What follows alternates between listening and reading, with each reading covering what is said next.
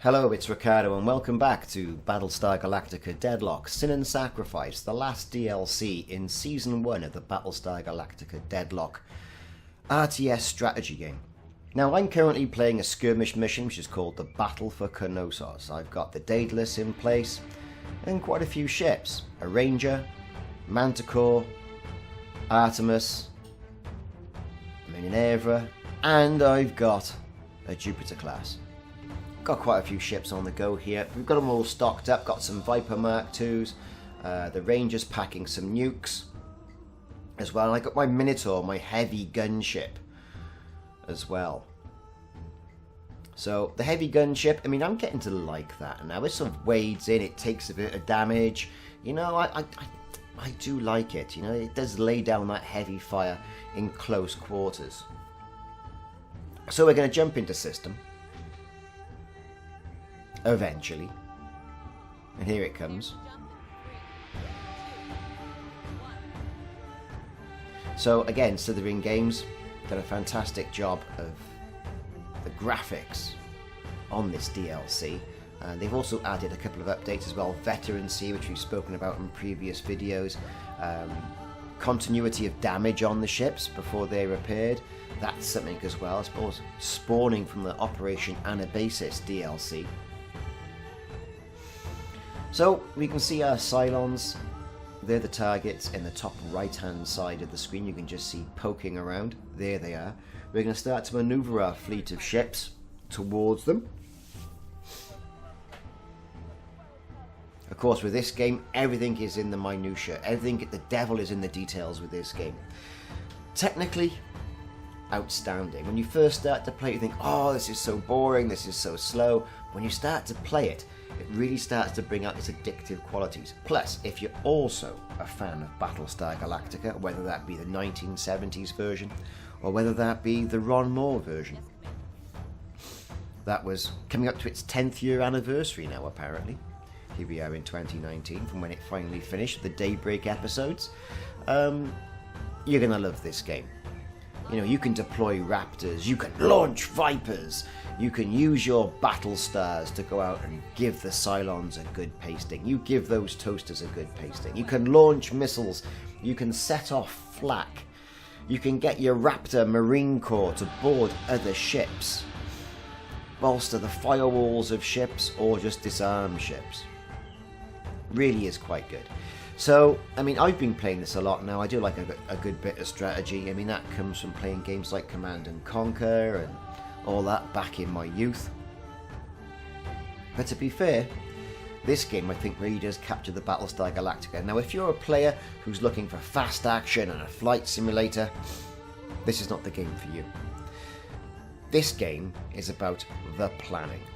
If you move your Battlestar left, there must be a reason for it. To get a firing arc, deploy chaff, lay down some heavy fire. But if you move it right, and you shouldn't have, and you've got a lot of damage on the right side, you've got to be mindful of these things. Anyway, it's a strategy game. What am I going to say? What am I doing here? So, the guns are starting to open up now. We've got a couple of Cylons that are popping into view, into Daedalus range. Okay, the missiles are coming off. We're going to try and take off some of those bigger ships there, because they are a right plane. A right plane. Those Revenants, do you know what? They're tough little ships, and, you know, they're probably brought out to combat the Artemis-sized Battlestar, and as a result of this, they can take quite a pounding. They can also launch missiles, raiders. You know, they're tough. They really are tough. So, what I tend to do is split the group into two and make sure I've got a missile battery on each side of the group. As a result of that, then I can then, as soon as one ship from the Cylon force comes into view, or the enemy force comes into view, what I can do is I can set off those missiles at that ship by not effectively shooting my bolt with the other side of the battle group. They can lay down their fire as well. As more ships come into view, then I've got a missile silo, a missile battery that I can then fire off at the other ships to ensure that I'm laying down adequate fire at all times. So let's talk about Viper squadrons, right? So yeah, the Vipers. Launching Vipers. Launching Raptors. Now a lot of the ships have got an air wing that you can launch. And I'm happy with that. Some haven't, like the Minotaur. They just got guns. On every inch of that ship there's guns. Now the Raptors you can see here are very much from the Blood and Chrome pilot or standalone television movie that dealt with the William Adama timeline of when he just became a pilot, got assigned to Galactica, got sent on a mission. There was Cylons, but he was flying not a Viper, but he was flying a Raptor, and an old Raptor, which they called a bus. Now this differed in quite a few ways, and I've done a video on the ships of Battlestar Galactica Deadlock as well. Got a window in the back, whopping great big spoiler. It looked 1980s. If I was to say something, it looked 80s, like, you know, big sort of Countach spoiler on the back of that Raptor. Now, it's one of those things, love him or hate him, I thought it was good. And you could see the natural progression of where this game is today, where it's based at around the Cylon War, very much dealing with the Articles of Colonization, and where Ron Moore's 2003 Battlestar Galactica reimagining was, with slightly newer versions of the ships. Yes, the Vipers were there was Mark II and Mark I Vipers and all the old stuff, and then there was the new ones as well, which we don't get the new ones in this game. But you do see some ships that have got an evolutionary path for them. For example, you got the Minerva, right, Battlestar, which is the predecessor to the Saturn class, which was the Pegasus. Of course, you've got Battlestar Galactica, which is a Jupiter class, which are new in this game, and there's only one for each of the colonies. That's part of the colonization, because they're such powerful ships, and it's bringing the colonies together to combat against the Cylon threat. Cool. But you've also got the Artemis class Battlestar, which is the 1970s Battlestar. Okay, so you get a bit of nostalgia there, and it's nicely brought in. You know, you aspire to get this old ship to want to then aspire to get the new Battlestar, which we all know from the television is the old Battlestar. But what you really want is the Pegasus. But that Battlestar and the Battlestar Galactica, it really does hold a good bit of nostalgia for you. So, in next seasons, what I hope to have in this game, I hope that the Battlestar Galactica, the Jupiter class, gets an upgrade throughout its life period. So if you get to control that in Season 2, there should at least be another missile battery or more guns or more powerful guns or something in it that's brought it up to speed as a viable piece of armament within the Colonial Fleet.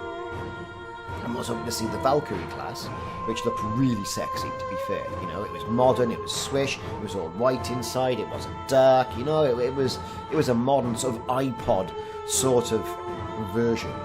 And then of course you got the Pegasus, which I think was very sort of like black and wood, you know, very sort of like early 90s sort of style and decor, lots of glass, opulence, the opulence of the Colonial Fleet.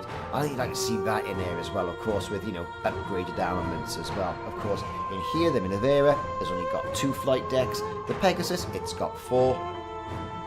Top and bottom of both the engine pods, or the flight pods, on either side of the Battlestar. So these are the things I'm hoping we're going to see, plus an awful lot more lore. And there's an awful lot of fan fiction out there for Battlestar Galactica. There's an awful lot of other artifacts they can draw on, comics, fan fiction, all that sort of stuff, which I think would, you know, only benefit the galaxy. It's what becomes canon as well. So as you can see, I'm engaging base stars. There's 2 base stars that have jumped in here, you know, and a couple of other Cylon ships as well. I'm engaging there with my squadrons. Nuclear missiles, gotta fire your nuclear missiles off. Gotta deploy nuclear missiles, nuclear warheads are authorized. That's what it's all about. But engaging these battle stars, I tend to use a method that I saw in one of the movies, where you have 2 battle stars, or possibly 3 if you've got them. Probably a smaller battle star if you've got it, an adamant for example. And you circle the ship, laying down fire all the time, so it keeps the guns occupied, not just at one particular ship. If you just fly straight in there, one ship, you may supply one pass. We all saw that in in Battlestar Galactica when the Pegasus went in against all those base stars. It survived for a bit. They all managed to escape. Whereas they had the most success when the Pegasus and the Battlestar Galactica circled the base stars, laying fire down, so they couldn't get fire on one particular point. And I find that a very good tactic to deploy here, circling them, just so those guns can't concentrate on one particular ship, laying down the fire, laying down the missiles, getting missiles from the outside to shoot in, but most importantly, using those guns. Now, let's not forget about our other ships. Let's talk about the Raptor and the Raptor boarding other ships. Now, once they do, the Marines go in there and they start taking down systems, so degrading that other enemy ship. The Cylons do the same to the Colonials. They will send a raider war party towards you. If you don't get them with your Vipers, you're going to get boarded. Now, typically what I do is I keep a Viper squadron in defense of the Battlestars, and the other squadron, if you have two of course, I then put on attack to attack any incoming squadrons that are being launched. And if you've got a Galactica, or if you've got another ship that launches Raptors by default, then I get them off to degrade some ships while fire's being laid down. So it's a very good tactic to deploy yourself. Fire the Raptor missiles at a ship, and air missiles, and then once you've done that, then what you do is you deploy your ship to board the enemy ship. You get in there, they start degrading that ship, makes things a little bit easier for you. Then, once they finish doing that, or you destroy that ship, recall your Raptor. Once your Raptor's been recalled to your hangar deck, and be careful with your hangar decks, make sure they're always available because the Cylons will target them. Rearm, go back out, fire some more rockets, and then board another ship, degrade that. That's a tactic I have found has been working quite well, especially in Sin and Sacrifice. Now, it's been a while since I've played some of the other Battlestar Galactica DLC, but I'm going to go back and revisit those in a future series once I get past this particular story arc, which I've really enjoyed, it has to be said. So, here we are. We've still got a few ships left. It's going on a bit, this mission. But fortunately, you've got the jukebox mode, as you can see in the top right hand corner, where I can select my skirmish music, or music that I'm actually playing to. There you go, base star has gone, another ship at the bottom has gone. I can now circle those ships back around, carry on laying down fire. I've got that Ranger in pursuit as well, really, and that Manticore. I'm going to swing that back around so I can start laying down some fire. They're all the Cylons now have taken a bit of a beating, and then that's not going to be long before this battle is going to be over. And I've lost one Battlestar, I've lost a Minerva, which is a shame because I had a double missile battery, able to hold on a hell of a lot of fire. Destroy, it's a capital ship destroyer. Double missiles, off they go. 2 Viper squadrons, off they go, and also lay those massive guns down. I think, to be fair, if it wasn't for the slight lack of armour it's got against a Jupiter, it would be a far better ship. So here you go, I'm starting to circle that last remaining Battlestar now. As you can see, I've got my Minotaur in there, I've got an Artemis, I've got the Jupiter class in there as well. The Ranger and the Manticore Corvette is engaging the other Cylon ship at the bottom. I'm going to get that turn ended. Make sure all the guns are armed. I mean, the Cerberus that is at the bottom of the screen, the Cylon Cerberus, I mean, that's a right pain. But that base star is going up again, so that's the second base star we've destroyed. It's going to be a case of just mopping up now the other Cylon ships that happen to be in the vicinity. Once the Cerberus is destroyed, and it's virtually gone now, I can circle back around, still laying a little bit of fire on just in case, and turn my attention to the remaining lesser Cylon craft. Now my Viper squadrons are doing great guns, keeping them occupied and driving them out of the way of the main battle. And that I found is quite a good tactic. I've also got one of those Revenant class Cylon ships with a Raptor force on it to degrade it a little bit, which I think is absolutely brilliant. So again, that Cerebus, well, that's gone. We're taking a bit of damage. Time to circle back around with the bigger ships now through that huge debris field of two base stars, Cylon base stars that have been destroyed, and the other ships. We're going to focus our fire now on the remaining ships. Fire some missiles off at those Revenants. Ensuring that the focusing fire, so we're focusing on one particular target, we're lashing down the armour.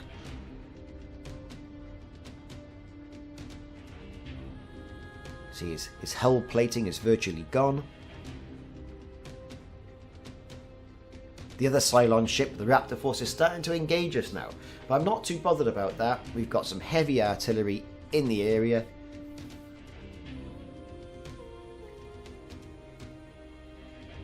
I'm not foreseeing any additional losses. So the Jupiter class, big, slow and lumbering. Getting to turn it around, get its guns to bear as well in support. We've got the Corvette, the Manticore Corvette as well, on its way, ready to lay down some gunfire. There's that Revenant gone. One left with our Raptor force on it, which we can recall. Get that back to the Jupiter class. The big guns of the Minotaur coming to bear. As you can see, I've got quite a bit of experience on this and veterancy, which are giving me some additional accuracy points with the guns. There goes the Raptor back. Bit of positioning now.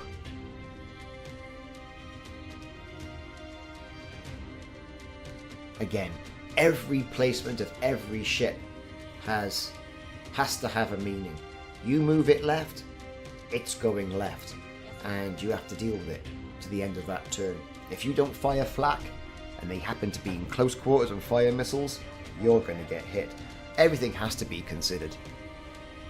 And that ship has gone now, marking the last, I think, of the Cylon fleet that I've destroyed. Now I'm going to watch the replay now. I'm not going to talk all the way through it. Here it comes.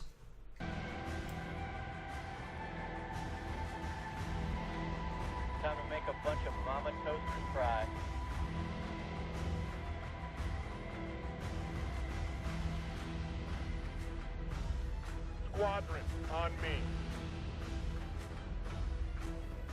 Thrusters nominal, RCS green. I'm good to go. Weapons free and by the numbers, folks. Check your solutions before engaging.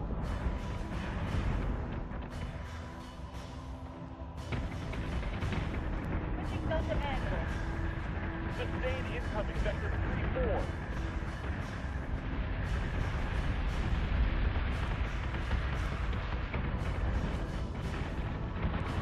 Secondary battery, full tactical, fire at will.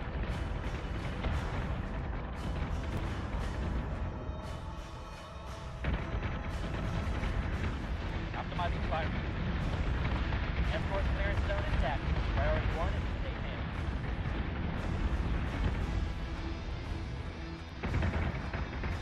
Nothing but the rain. We're taking sustained fire.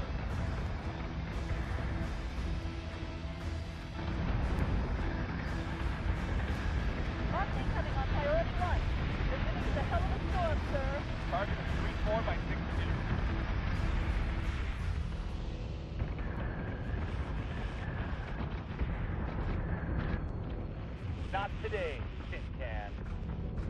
Solution updated. Target acquisition maintained. Come on, come on, come on. Get him! Get him! Get him! Reloading.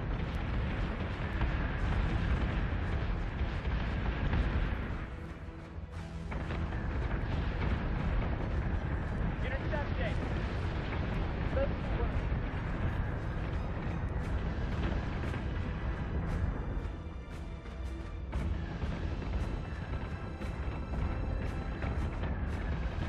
Target acquisition is approved. Give me manual controls now.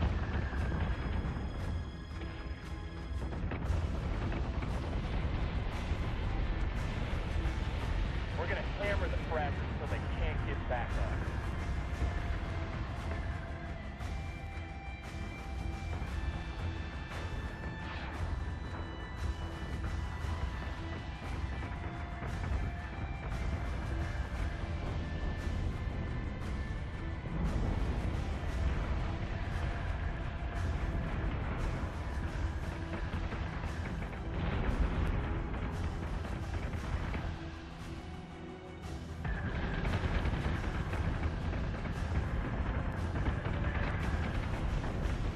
Got them now.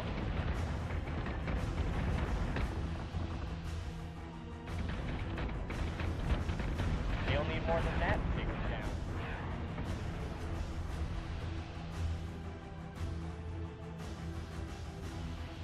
So there you go. Thanks very much for watching Battlestar Galactica Deadlock, Sin and Sacrifice, available for release on the 19th of March, which happens to be today. Check out the other DLC as well, which marks Season 1 of the Battlestar Galactica Deadlock RTS strategy game by Slithering Games. I've been Ricardo. Thanks very much for watching. Like and subscribe if you've already done so.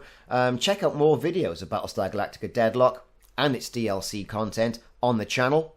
Hope you enjoyed it. Catch you in the next video.